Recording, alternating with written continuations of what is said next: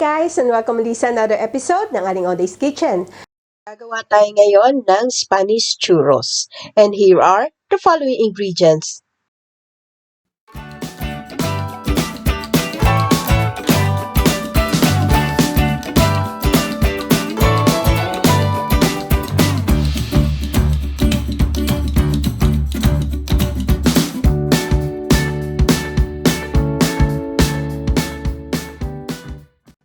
Gagamit din tayo ng piping bag with big star tip, spatula, or pwede din kayong gumamit ng ziplock at gagamit din tayo ng scissor.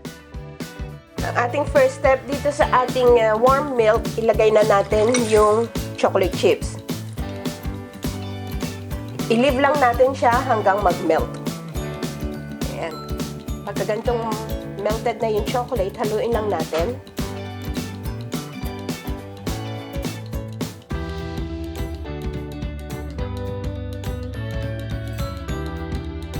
Ayan, this would be our chocolate dip. As an alternative, pwede din kayo kung may Nutella, itunawin nyo lang yung Nutella sa microwave, pwede na iyon. Or yung aking chocolate sauce dun sa aking banana fritters na video, check nyo na lang yung link sa description box. Para sa ating cinnamon sugar, dito sa ating sugar, i-add lang natin yung cinnamon powder, mix it well, and we'll set this aside. Ating next step dito sa ating saucepan, ilagay lang natin yung water, yung oil,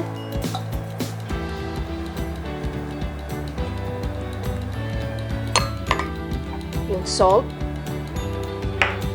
and sugar. Luin lang natin.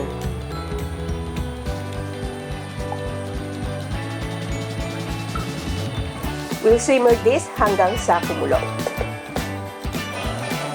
Ayan, kumukulo na yung ating water. Pwede na natin itong i-switch off. At ilalagay na natin yung flour. Haluin natin ito continuously hanggang sa mag-form ng dough.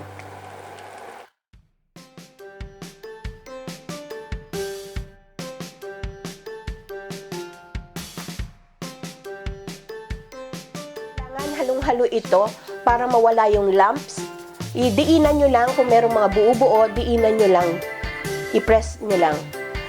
Ang kaibahan ng Spanish churros, dun sa mga churros na recipe nakikita nyo, ang Spanish churros, hindi sila gumagamit ng eggs. Oil lang.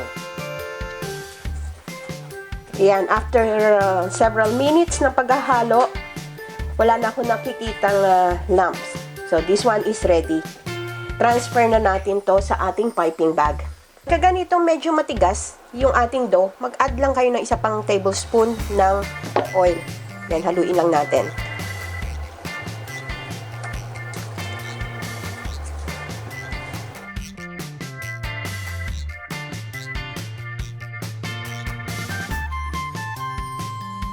Nagamit ako ngayon ng ziplock bag. Yung dulo niya, gupitan ko lang ng maliit na pa-triangle.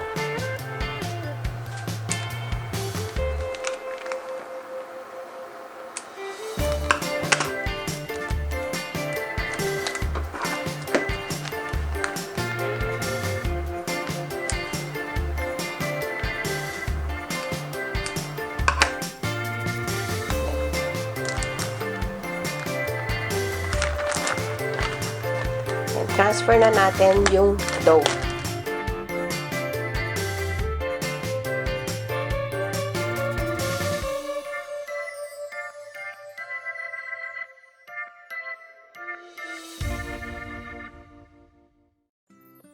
Para mas madali, kuha lang ako ng parchment paper.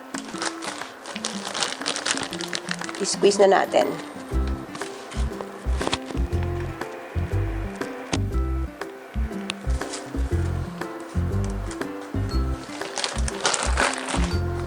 About 4 inches.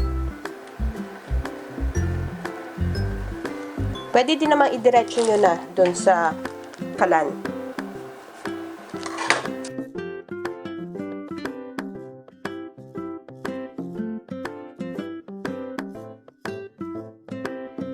Pwede na kayong mag-preheat ng oil sa inyong kawali.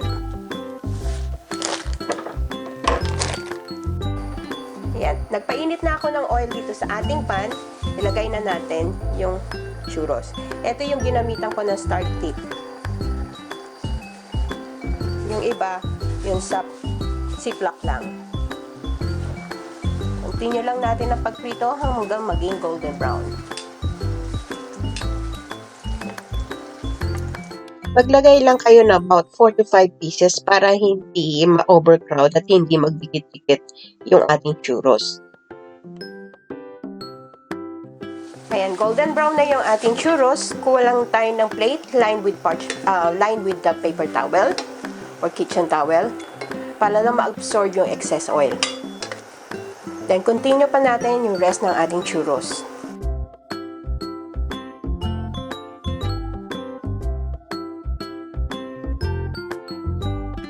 Try naman natin idirekta.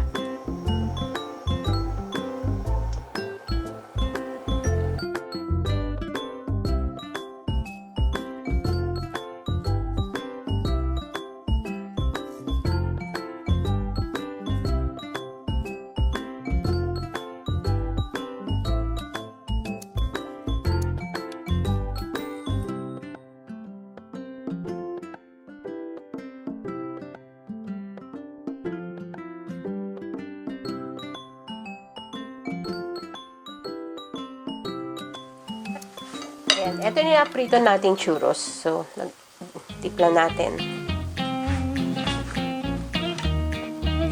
Lagay natin sa ating serving plate. Yung star tip na ginamit ko, maliit kasi, kaya mahirap siyang i-pipe.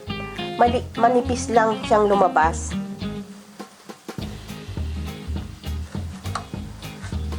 Kaya nasira. Kailangan talaga yung malaking star tip.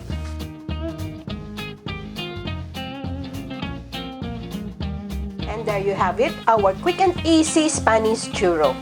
Best served with our chocolate dip.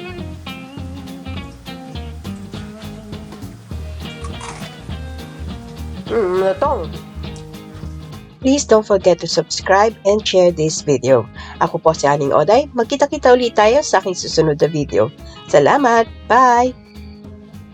Please follow me on my Facebook page, Twitter, and Instagram.